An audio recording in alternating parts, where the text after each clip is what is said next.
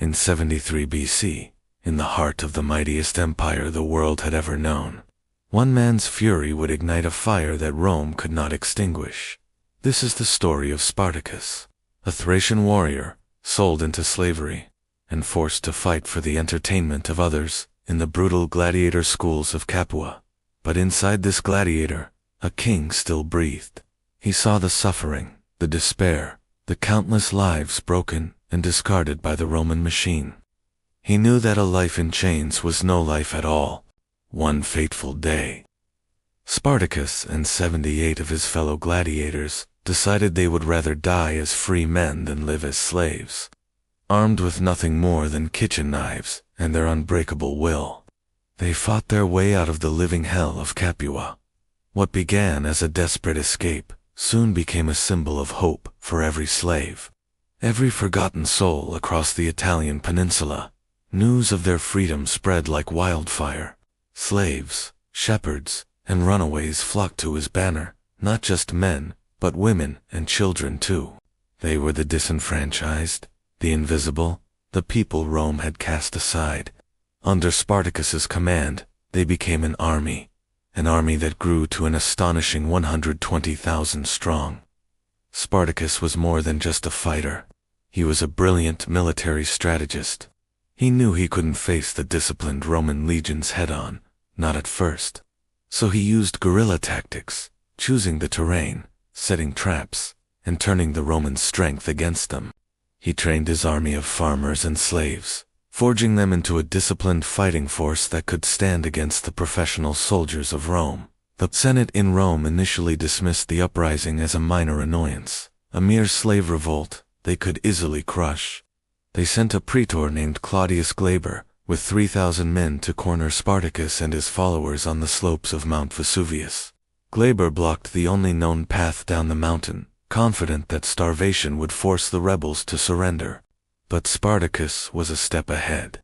He had his men gather wild vines growing on the mountainside and weave them into sturdy ladders.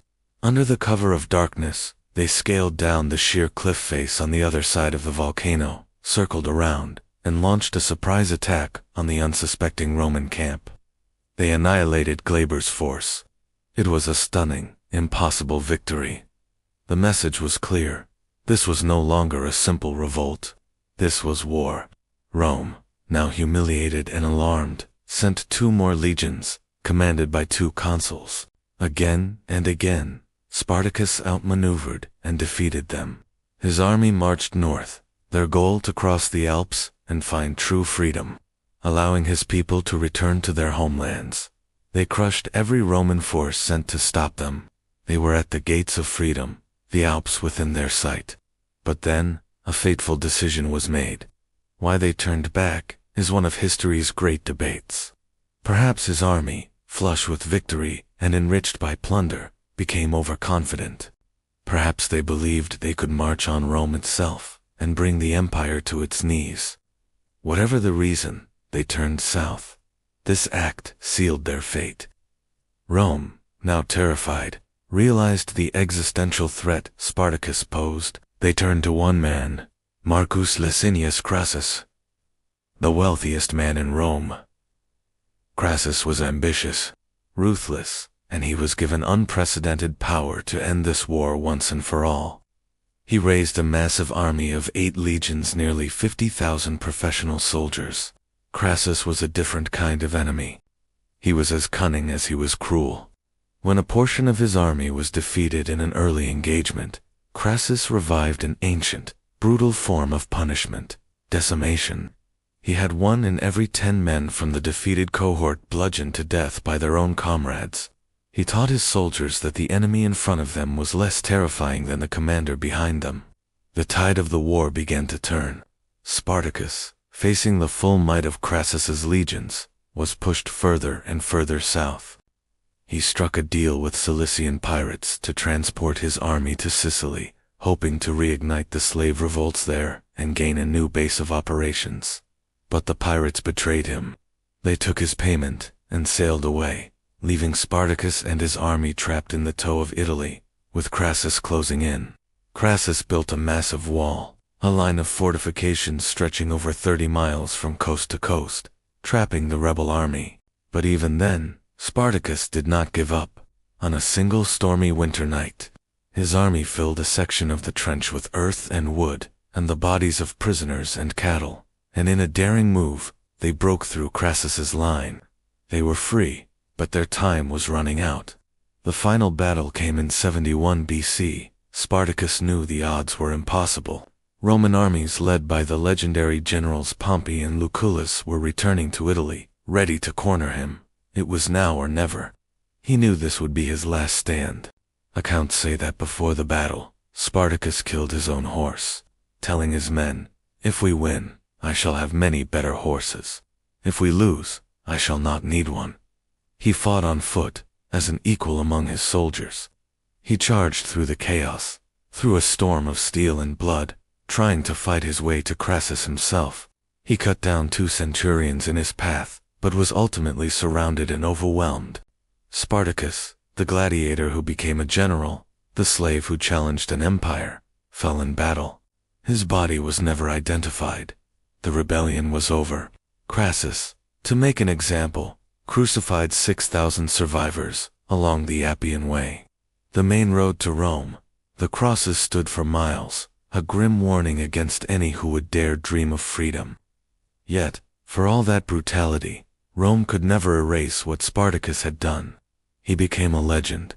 Even his enemies, the Roman historians who wrote of him, spoke of his courage, his dignity, and his military genius.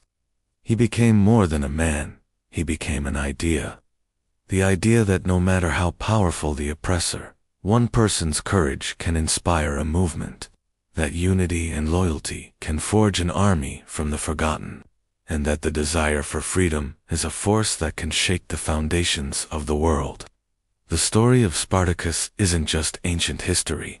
It's a powerful reminder that true strength doesn't come from wealth or status. It comes from the unbreakable bond between people who stand together, who lift each other up, and who refuse to accept the chains the world puts on them. It's the story of what's possible when people choose loyalty over fear. And that spirit, that unbreakable loyalty, is exactly what we are building today. We've created a private community called Johayna. It's not just a network. It's a family, a close-knit circle for ambitious, big-hearted people who, like Spartacus's followers, believe in lifting each other higher.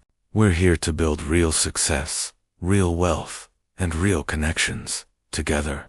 Spartacus united 120,000 people who were tired of being powerless. He showed them they could be unstoppable, together. That's the core of Johayna. Once you're welcomed into our family, members voluntarily contribute just 5% of their monthly earnings into a shared growth fund. This isn't a fee, it's a strategic investment in us. That small 5% gets reinvested to help every single member rise faster and achieve their goals. Together, our resources multiply. Our opportunities expand. We become unstoppable. If this story of courage and unbreakable unity speaks to you, if you feel that pull to be part of something bigger, where your success is everyone's success, then you already belong with us. The door to Johayna is open for those who are ready to build a legacy. To join us, send your CV and a short message explaining why this feels like home to you. The email is startnow19951995@gmail.com. Let's write the next chapter of history, together. Drop Johayna in the comments if you feel the call to come home. Thank you for watching. Don't forget to like, subscribe, and hit that notification bell for more legendary stories every single week.